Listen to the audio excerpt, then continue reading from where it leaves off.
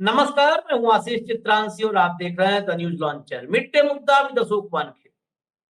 और आज उस ब्रेकिंग न्यूज से हम शुरू करेंगे चर्चा, जो ब्रेकिंग न्यूज कल शाम 6 बजे के आसपास, 6:15 बजे के आसपास इस देश के सभी चैनलों पर चला।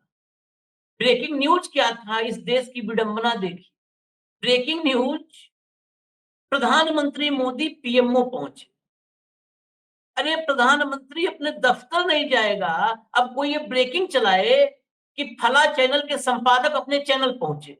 चैनल का संपादक चैनल में नहीं जाएगा तो मच्छी बाजार में जाएगा क्या? मछली बेचेगा या सब्जी मंडी में जाएगा? अजीब हालत है। इस देश के प्रधानमंत्री अपने दफ्तर में पहुंचे तो ब्रेकिंग चली, लेकिन कहानी इसके आगे शुरू होती। ब्रेकिंग ये भी चला कुछ बड़ा होने वाला है पाकिस्तान। दरअसल कुछ भी ऐसा नहीं था। मोदी के पहुंचने के बाद राहुल गांधी पीएमओ पहुंचे।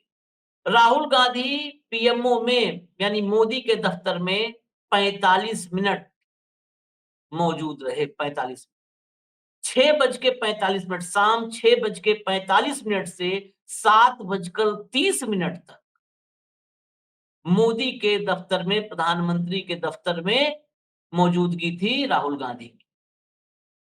इसके अलावा chief justice of India Sanjeev Khanna भी प्रधानमंत्री के दफ्तर में। अब दो हिस्सों में आज की चर्चा हम करेंगे। दरअसल 45 मिनट मोदी के दफ्तर में बैठकर राहुल गांधी ने मोदी को मनमानी करने से रोक दिया, जो मनमानी मोदी करना चाहते थे। बीजेपी का एजेंट और नालायक, ये दो शब्द ध्यान रखिएगा, मेरे नहीं, ये डीके शिव कुमार के। सीबीआई के जिस डायरेक्टर को बीजेपी का एजेंट और नालायक करार दिया हो विपक्षी दल के नेताओं ने, उसी सीबीआई डायरेक्टर को रिप्लेस करने के लिए मीटिंग थी। अब सवाल यह है, क्या कोई नया बीजेपी का एजेंट या कोई नया नालायक चुनने की तैयारी थी? राहुल गांधी ने जो भी नाम नरेंद्र मोदी के थे, उन सभी नामों पर आपत्ति दर्ज कराई और अड़ गए। मोदी के दफ्तर में बैठ करके सीबीआई का नया डायरेक्टर मोदी नहीं चुन पाए, राहुल अड़े रहे। आखिरकार बिना किसी नतीजे के ये बैठक खत्म हो गई। सीबीआई का नया डायरेक्टर मोदी जी अपने मनमाफिक नहीं तय कर पाए, नहीं बना पाए। भाऊ को चर्चा में जोड़िए, फिर इसके दो हिस्से हैं जिस पर चर्चा हम करेंगे। स्वागत है भाऊ आपका। दो हिस्से। पहला पार्ट कि मोदी के मनमानी नहीं चलने दी राहुल गांधी ने, सीजेआई की क्या भूमिका रही, और अब अगली जो बैठक जिसके बारे में कहा जा रहा है कि या तो एक्सटेंशन होगा प्रवीण सूद, जिसे बीजेपी का एजेंट और नालायक कहा गया है, या तो एक्सटेंशन मिलेगा कि बढ़ा दो भाई, किसी तरह से निपटो मामले से, या दूसरा ऑप्शन होगा कि नए चीफ जस्टिस आएंगे गवई साहब, उसके बाद 15 मई को हो सकता है एक और मीटिंग हो जाए। लेकिन दूसरा हिस्सा जो है वो और इंपॉर्टेंट है।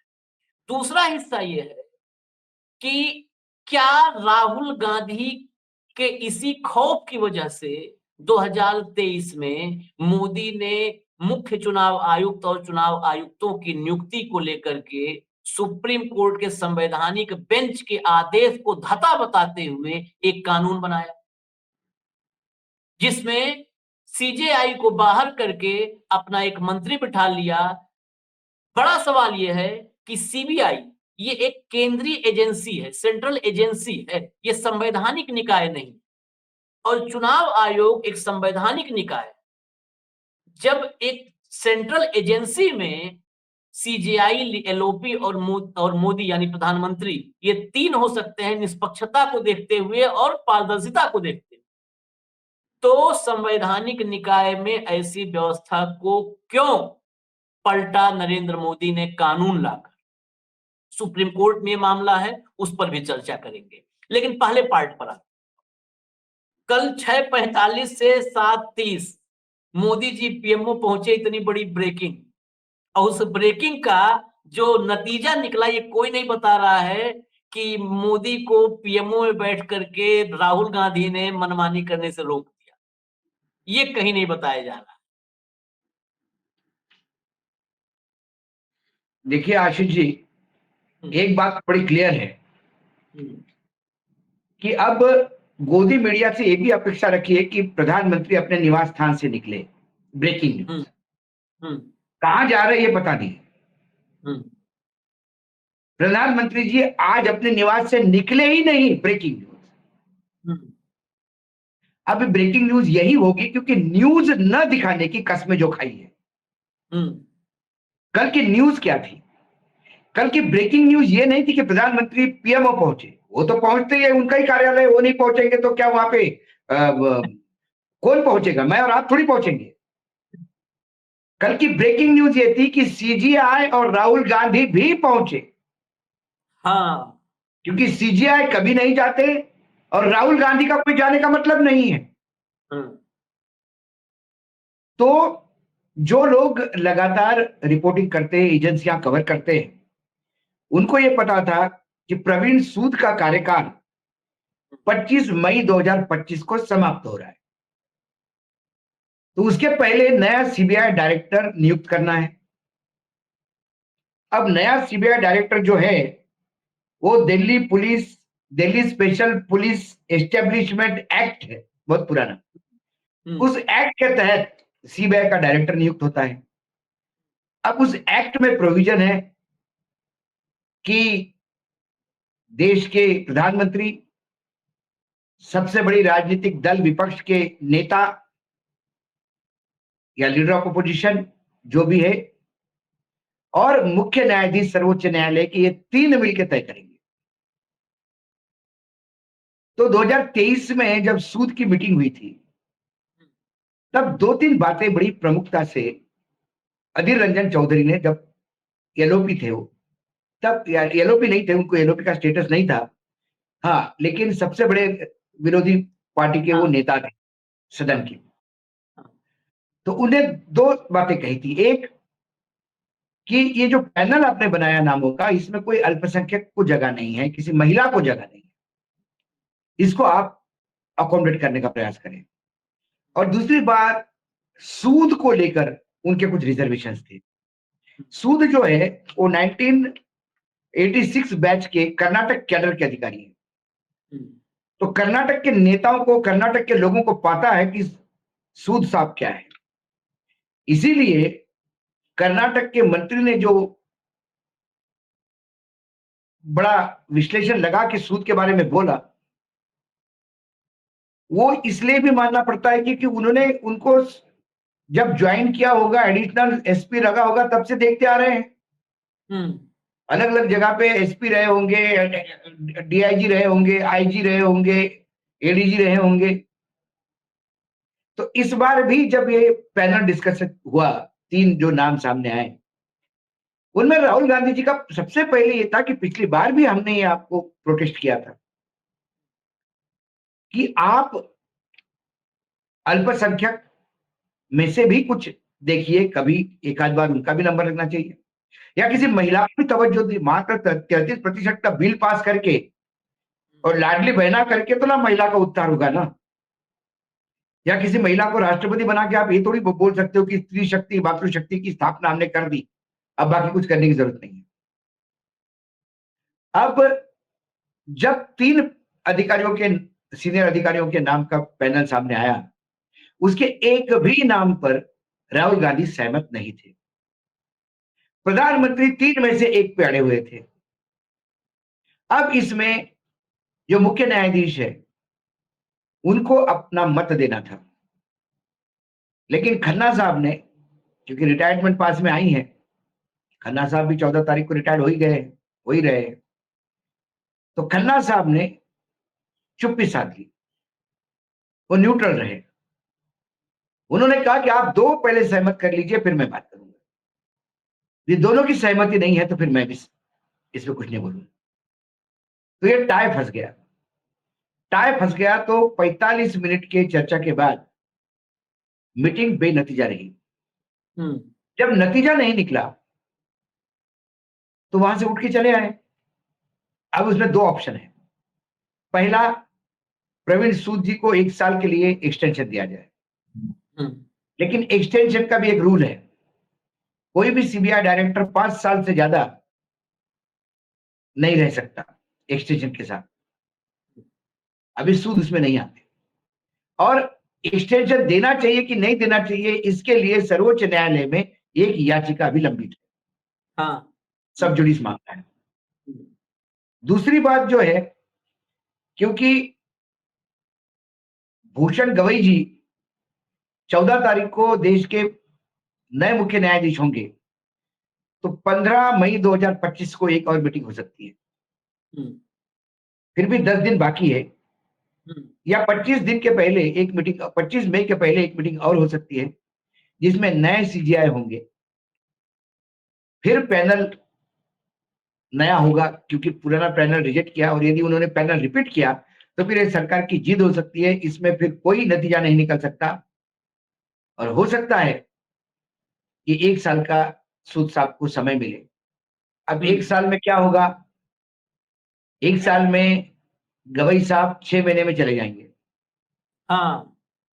नए मुख्य न्यायाधीश आएंगे, फिर सरकार शायद अपना नए नए निजाम में नए कुछ चीजें हो सकती है। अभी तो सब ये भविष्य के गर्भ में है, अभी टिप्पणी करना उचित नहीं। लेकिन फिर सरकार को हमेशा वो जो कहते हैं ना, उम्मीद पे जिंदगी बनी हुई है, तो सरकार को उम्मीद होगी कि फिर ये नहीं तो और सही, और नहीं तो और सही, ये चीफ जस्टिस नहीं तो अगले चीफ जस्टिस, और ये भी नहीं तो फिर अगले चीफ जस्टिस। तो 1 साल के कार्यकाल में उन्हें एक चीफ जस्टिस से, मतलब अब जो खन्ना साहब है उन्होंने तो मना ही कर दिया, तो वो 14 तारीख को जा रहे हैं। नए जो आएंगे 15-14 तारीख को, उन्होंने भी मना कर दिया, तो वो भी 6 महीने बाद चले जाएंगे। तो 1 साल के एक्सटेंशन में आपको तीसरे चीफ जस्टिस को ट्राई करने का एक चांस मिलता है, जो सरकार लेगी, ऐसा मुझे लगता है।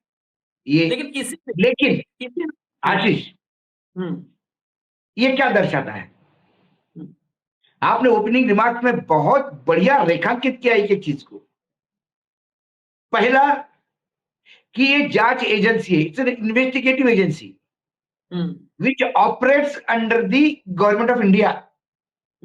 ये स्वायत्त संस्थान नहीं है। हाँ। जो सरकार के अधीन है उसमें ट्रांसपेरेंसी है, उसमें जवाबदेही है।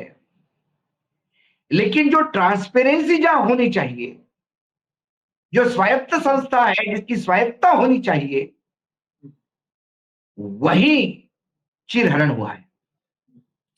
और चुनाव आयोग क्या है?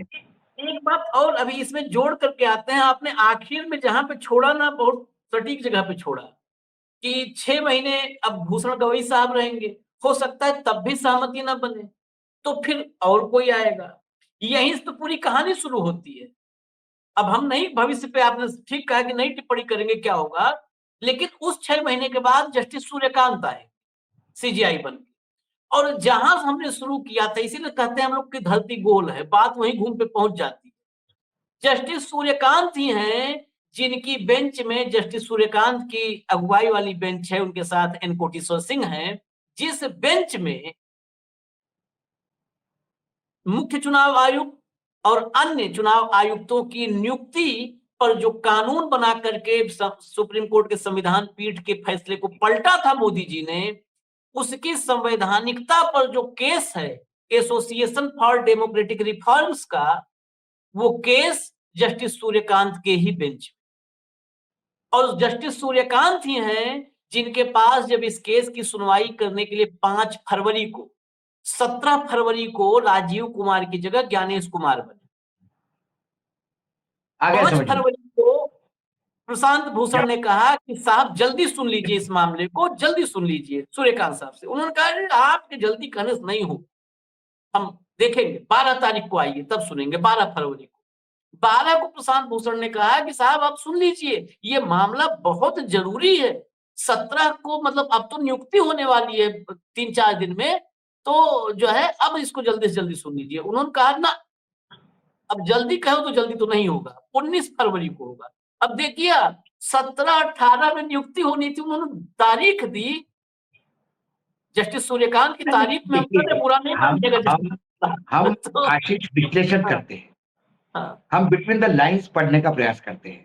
हाँ। खबरें तो सबके पास खबरें आती है, खबरें जाती है, हम उस खबरें का विश्लेषण क्यों करते हैं? यदि जस्टिस सूर्यकांत जी को ये लगता है कि चुनाव आयोग की नियुक्ति प्रायोरिटी का काम नहीं है और यह मनमानी तरीके से कर दिया जा सकता है, तो हो सकता है कि फिर सीबीआई का डायरेक्टर भी प्रधानमंत्री जो चाहे वही हो।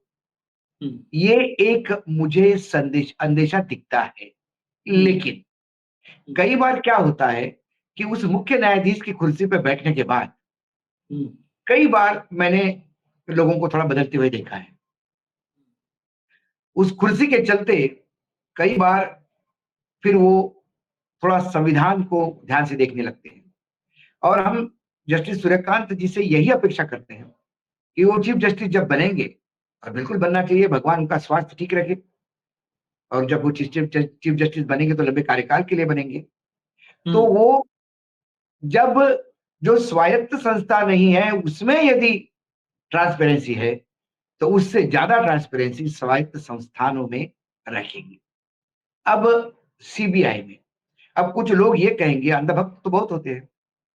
लोग एक सवाल उठाएंगे, मुझे पता है। वो सवाल ये होगा कि अरे ये कोई बड़ी बात नहीं है।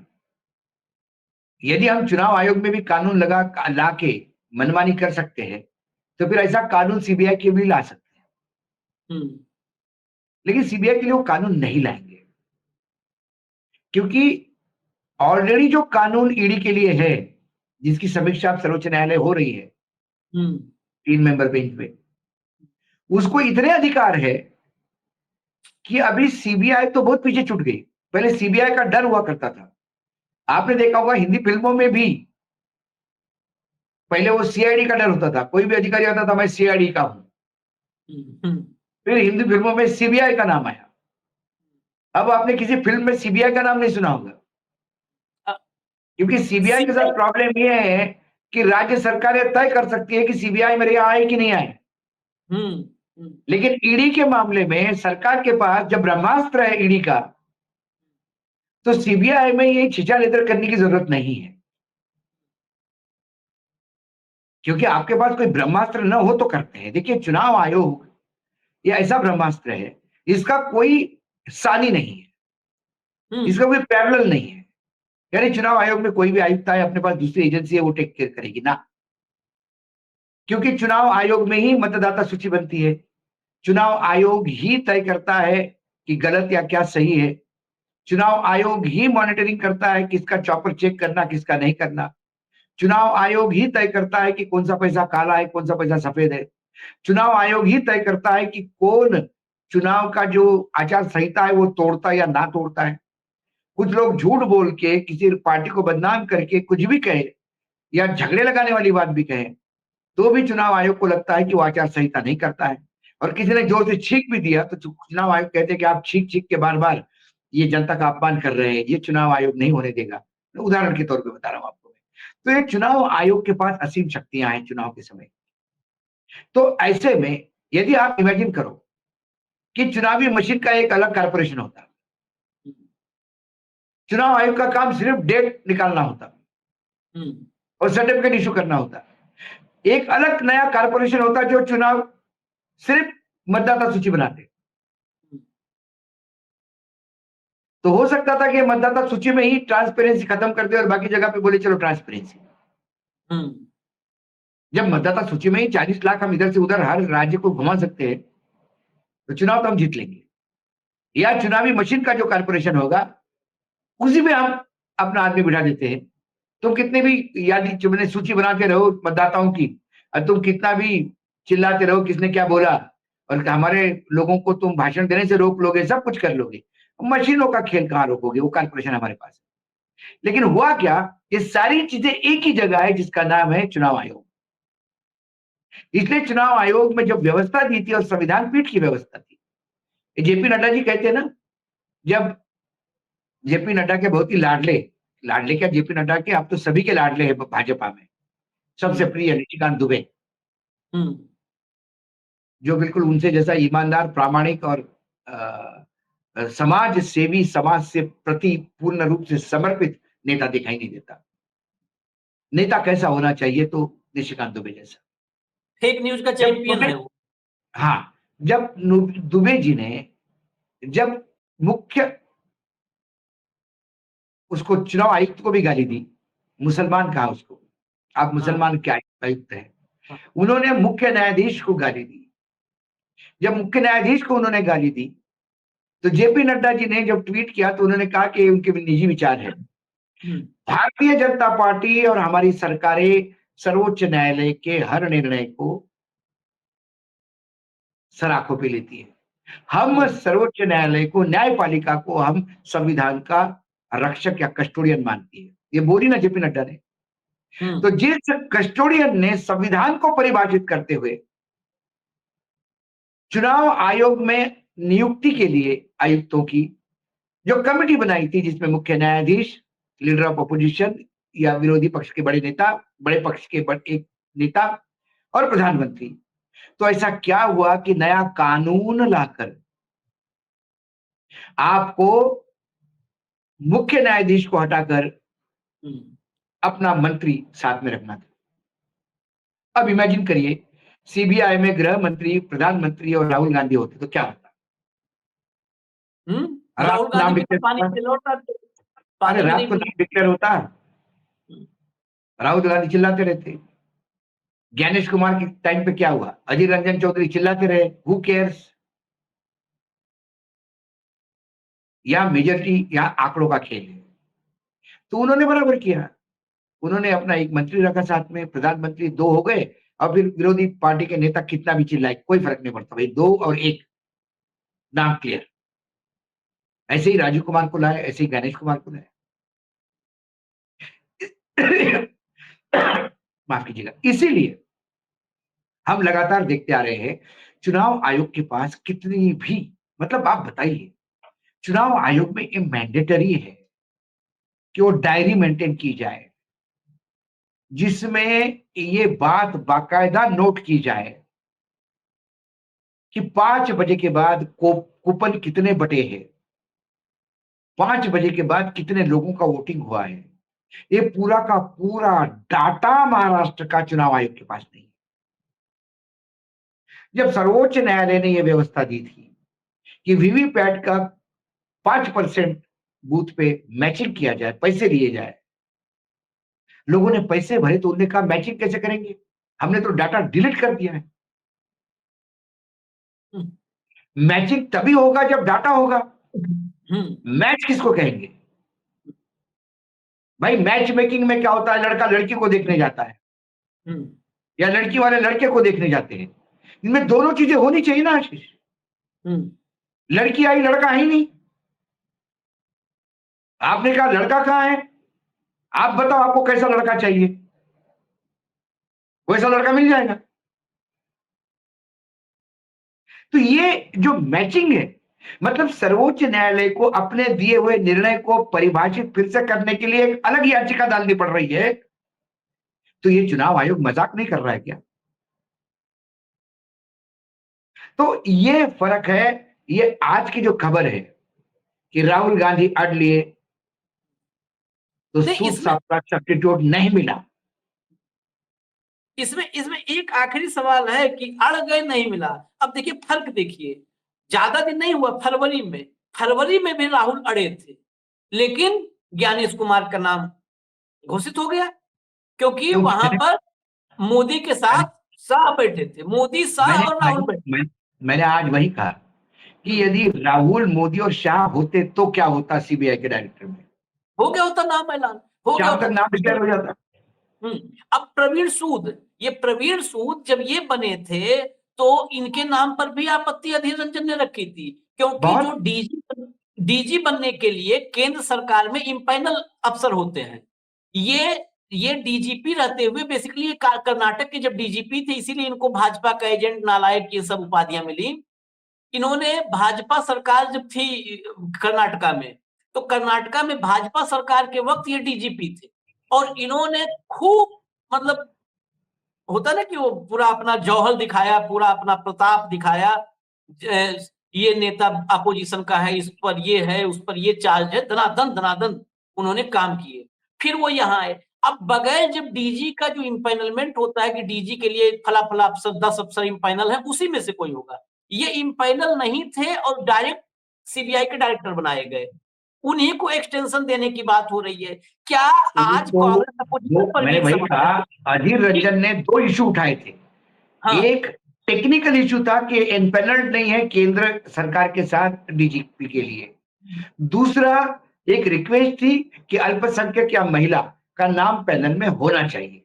हुँ, तो एक तो टेक्निकल ग्राउंड भी उन्होंने अनदेखा कर दिया। हुँ, जब आपके पास बहुमत है आशीष, तो हुँ। बहुमत ही तय करता है सही क्या या गलत है। नहीं, मैं आखिर सवाल जो समझना चाह रहा हूं कि अगर जो ये मीटिंग हुई है कल की जिसकी ब्रेकिंग चली, पीएमओ पहुंचे मोदी जी, इस खबर को अगर मीडिया नहीं चलाएगी लेकिन अपोजिशन का काम है कि इस खबर के जरिए ये प्रूफ कर सकती है देश के सामने अपोजिशन कि मोदी जी एजेंसियों को पामेलियन बनाना चाहते हैं। डेफिनेटली। ये पर्याप्त एविडेंस है मैंने क्या कि कहा, आपका जहां पर आप बहुमत में नहीं थे वहां आप नहीं चुन पाए मैंने वही तो क्योंकि कहा, आपको मनमानी करनी थी। वही हाँ, वही तो कहा कि ये, अब सबसे बड़ा प्रॉब्लम क्या है आशीष, विपक्ष क्या करता है। विपक्ष में सबसे बड़ी पार्टी कौन सी है? राहुल कांग्रेस। गांधी, हम्म, कांग्रेस की। अब मुझे बताइए, कल राहुल गांधी मीटिंग खत्म करने के बाद पार्टी में लोगों से बात की होगी। हम्म, हम्म, कल सोशल मीडिया पे बम्बार्डिंग हो जानी चाहिए थी हाँ, कि अपने सीबीआई के डायरेक्टर को लाने का मोदी का प्रयास फेल। राहुल गांधी अंगद जैसा पैर रख के बैठ गए। हम्म। ये लेकिन तो ये अब कोई तक कुछ, नहीं है, ये कल कुछ रात नहीं छोड़िए अब करेंगे, तक नहीं है, अब कुछ तक नहीं नहीं है। करेंगे, क्योंकि जयराम रमेश बैठे ना वहां पे। हम्म, ये कैसा राहुल गांधी को माइलेज लेने देंगे? हम्म, सवाल माइलेज लेने का नहीं है, हम कोई राहुल गांधी के या कांग्रेस के यहाँ बदुआ मजदूर थोड़ी है। लेकिन हम सिर्फ ये बताते हैं कि ट्रांसपेरेंसी किसको कहते हैं हम्म, और मनमानी किसको कहते हैं। हम्म, सीबीआई के डायरेक्टर के नियुक्ति में ट्रांसपेरेंसी है, इसलिए मनमानी नहीं हो सकती। चुनाव आयोग में मनमानी करनी थी, इसलिए ट्रांसपेरेंसी खत्म कर दी। इसलिए हम उसको असंवैधानिक सोचते हैं। इसलिए मैं कहता हूं कि संविधान के साथ खिलवाड़ है। जब मैं कहता हूं कि सरकार मनुस्मृति लाना चाहती है तो लोग आरोप लगाते हैं, आप डराते हैं, बदनाम करते हैं। मनुस्मृति में मनमानी है हम्म, और चुनाव आयोग में नियुक्तियां मनमानी है। अब आप निशिकांत दुबे ये ना कहे कि 145 करोड़ लोगों द्वारा चुनी गई सरकार लोगों के हिसाब से काम करेगी, फिर उनका मोदी जी कुछ भी कहे तो ये मानना चाहिए कि 145 करोड़ लोगों ने दिए। तो निशिकांत दुबे को ये भी बताना पड़ेगा कि बीजेपी को टोटल 37% वोट मिले थे, 37 या 40% मिले होंगे, 45% मिले होंगे। देश की मैक्सिमम जनता यदि वोट प्रतिशत देखा जाए तो फिर बीजेपी के साथ नहीं है। आप बाय डिफॉल्ट सत्ता में हैं और वैसे भी आप अपने बलबूते पे भी सत्ता में नहीं है, हम्म, आप बैसाखियों पे सत्ता में हैं। तो आप नहीं, बार बार निशिकांत। ये नहीं कह सकते कि न्यायपालिका जो है वो बात ना करे, क्योंकि ये चुनी हुई सरकार है। हम्म, चुनी हुई सरकार नहीं है, ये सरकार जुगाड़ की सरकार है, बैसाखियों की सरकार है। आपको चुनी हुई सरकार चाहिए थी, इसलिए 370 चाहिए थे और 370 आते तो आज ये नौबती नहीं आती सीबीआई डायरेक्टर की, हम्म, क्योंकि अभी तक तो संविधान बदल जा चुका था, मनुस्मृति लागू हो चुकी हो।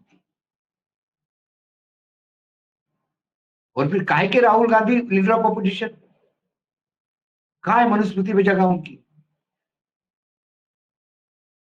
खैर, अब एक तो एक तो हाँ, कुल मिलाकर ये कल की जो ब्रेकिंग न्यूज मेरे हिसाब से ये है कि सीबीआई डायरेक्टर पे सहमति नहीं बनी, पहला। हम्म, दूसरी, ट्रांसपेरेंसी के चलते विरोधी पार्टी के नेता, विपक्ष के नेता, लीडर ऑफ अपोजिशन ने सरकार के मंसूबे पे पानी फेर दिया। हम्म, तीसरी, मुख्य न्यायाधीश भी शायद तीनों नाम में से किसी भी नाम पे अनुकूलित नहीं थे। ये मैं संदर्भ लगा रहा हूं और कुछ नहीं, हम्म, क्योंकि राहुल गांधी पूरे पैनल को रिजेक्ट कर चुके थे। मुख्य न्यायाधीश पैनल में से किसी एक नाम पे भी सहमत होते तो मोदी जी उस नाम पे सहमति देके करवा लेते, हम्म, लेकिन मुख्य न्यायाधीश ने कोई भी तीन में से एक भी नाम पे उंगली रखने से मना कर दिया। होगा तब जाके ये 2 वर्सेस 1 हुआ, 2 वर्सेस 1 हुआ ये हम्म। इनडायरेक्टली, और इसीलिए मीटिंग डिफर हुई। और 25 यही तारीख को एक साथ मीटिंग और होनी है। मैंने जैसा कहा, नए मुख्य न्यायाधीश को एक बार फिर टेस्ट किया जाएगा कि वो क्या करते हैं। उसके बाद तय होगा कि फिर 1 साल का एक्सटेंशन, और उसके बाद फिर एक और नए मुख्य न्यायाधीश को टेस्ट किया जाएगा। नहीं, अभी तो जो वैसे जो लगता है चलते चलते, मैं एक जो मन का है एक एनालिसिस के आधार पर, अब शायद अगली मीटिंग ना हो, एक्सटेंशन ही हो, क्योंकि अब सरकार अगला टेस्ट करवा करके फिर मोदी जी के पीएम में फजीहत नहीं करवाना चाहेगी। नहीं अब नहीं, हो इसको सकता है अगली मीटिंग तभी आशीष, हो जब ये बात आशीष आए। फजीयत नहीं होगी। हम्म, 25 तारीख के पहले दूसरी एक मीटिंग और होगी। फजीयत हम्म, किसकी होती है आशीष? हम्म, हम्म, फजीयत, लज्जा, मान अपमान, इससे ऊपर उठ चुके हैं सब लोग। हम्म, हाँ हाँ। तो निर्लज्जता का अमृतकाल चल रहा है। नहीं, ऊपर तो उठ चुके हैं, ऊपर उठ चुके हैं, ऊपर काफी उठ चुके हैं, और हम मुझे आज तो ही डर इसको ये है आउटलाइन। कि मुझे तो डर ये है कि गोदी मीडिया और सारा तमाम सरकारी कंट्रोल मीडिया, जो देशभक्त मीडिया है, हम्म, वो ये लाइन न चला दे हम्म। कि मोदी जी के सुशासन में रोड़ा अटका रहे राहुल गांधी, नहीं तो सरकार को है, काम नहीं करने दे रहे राहुल गांधी। इसमें कोई आश्चर्य नहीं है। जब सदन नहीं चला तो राहुल के प्रेस कॉन्फ्रेंस में एक पत्रकार ने, सबसे तेज चैनल की एक रिपोर्टर ने पूछा कि आप लोग पार्लियामेंट नहीं चलने दे रहे हैं, बहुत पार्लियामेंट में हर मिनट में इतना खर्चा आता है, बिल्कुल सरकार नहीं, सरकार क्यों नहीं चलने दे रही है, सरकार क्यों नहीं चर्चा चाहती, कोई नहीं सवाल नहीं। किया। वो कोई सवाल कर लेगा देखिए, तो देश को हो जाएगा। एक सेकंड आशीष, वो सबसे तेज चैनल का सवाल नहीं था। मैं उस पत्रकार को दोष नहीं देता, उसको बोला गया था कि सवाल पूछे, एग्जैक्टली, और राहुल एग्जैक्टली। गांधी ने कहा भी, मुझे पता है आप सवाल किसका कहने पे पूछ रहे हैं। तो खैर, आज एक तो हम लाइन के चलते चलते, जब आदमी इतनी बेशर्मी और ये मनमानी की बात हुई है, और भाऊ ने नाम भी ले लिया है, भाऊ नाम लेकर के छोड़ देते हैं एक आध आगे के लिए भी टास्क, हम लोगों के लिए, सबके लिए। निशिकांत दुबे पर जो आया है ना, मैंने उसी समय कहा था कि फेक न्यूज फैलाने का मास्टर है। उस व्यक्ति को, सांसद को यही नहीं पता है कि कौन किसका रियल ट्विटर हैंडल है, कौन किसका नकली ट्विटर हैंडल है, कौन फेक है, कौन पैरोडी है, वहां से ट्वीट उठा करके और वो राष्ट्रवाद और सनातन और हिंदू रक्षा की बात करता है। मैं नहीं बोलना चाहूंगा, लेकिन अब धमकीबाजी पर उतर आए हैं निशिकांत दुबे, सरकारी तरीके से धमकी दे रहे हैं। तो एक संसदीय समिति के अध्यक्ष हैं, और उसके जरिए सोशल मीडिया पर वो लोग जो सरकार से सवाल पहलगाम के बाद पूछ रहे हैं, उन चैनलों को बंद करवाने के लिए उन्होंने कदम बढ़ाया है, उसको हम बताएंगे। लेकिन एक बात मान लीजिए, संसदीय समिति के अध्यक्ष हैं, मोदी शाह के एकदम इस समय सबसे, मतलब जो दुलारे लाडले हैं, क्योंकि ऐसे ही चाहिए, ऐसे न्यूसेंस वैल्यू वाले तो चाहिए। सीधा शरीफ आदमी बहुत होगा भाजपा में, नाम नहीं जानते होंगे आप, काम करने वाला सैद्धांतिक आदमी भाजपा में भी है, ऐसा थोड़ो है कि भाजपा में सभी मोदी शाह जैसे हैं, लेकिन उसका नाम नहीं पता है आपको। तो ये निशिकांत दुबे गलतफहमी में अगर हैं कि बंद करवा देंगे आवाज चैनल, तो गोड्डा में खड़े होकर बोलेंगे, उनको लगता है गोड्डा के वो सबसे बड़े वो है ना, गोड्डा उनके इलाके में खड़े होकर बोलूंगा, देखते हैं कहां भेज देते हो, धरती से मिटा दोगे निशिकांत दुबे। और जमीनों का कारोबार, मेडिकल कॉलेज के जिस आदमी क्या है, छापेमारी हुई ईडी की, पत्नी के नाम पर क्या क्या है, सब बताएंगे। इतना गलत फहमी में न रहे कि सवाल पूछने वाला देशद्रोही हो जाता है। अरे गोड्डा तक पूरा कागज खोल देंगे ये गलतफहमी में न रह कतई कि इनके डर से चैनल बंद करवा देंगे तो हम भूखे मर जाएंगे। हमें नहीं एसआर और हमें नहीं अंबानी की लाइजनिंग करनी पड़ेगी, खा लेंगे हमारी जरूरतें। हमें गुलमर्ग में 3 tier सिक्योरिटी में 60,000 नाइट वाले रिजॉर्ट में रुकना ही नहीं है। बहुत साफ सुन लो निशिकांत दुबे, 60,000 के रिजॉर्ट में 7 स्टार लग्जरी लोगों को लेकर के तो जरूरतें निशिकांत दुबे की ज्यादा हैं। हमारी तो जरूरत क्या है भाई, दाल रोटी मिलेगा, कहीं भी घूम घूम के बोलेंगे, भाऊ आ गया के पीछे हम भी चलेंगे, अपना कहीं घूम के बोलेंगे जी। गुलमर्ग में हमें जाना है, रात में एक रात का एक कमरे 60,000 रुपया पेमेंट करना है। ये धमकी दे रहे हो, उसको दो धमकी जिसको ये सब की जरूरत हो लग्जरी की। हमें बुशर्ट पैंट पहनेंगे, भाऊ कुर्ता पजामा पहनेंगे, कहीं खड़े होकर गोड्डा में बोलेंगे भाई, गोड्डा में। बहुत लोग डरते होंगे, जो डरते हो गोड्डा में बोलने से वो डरे।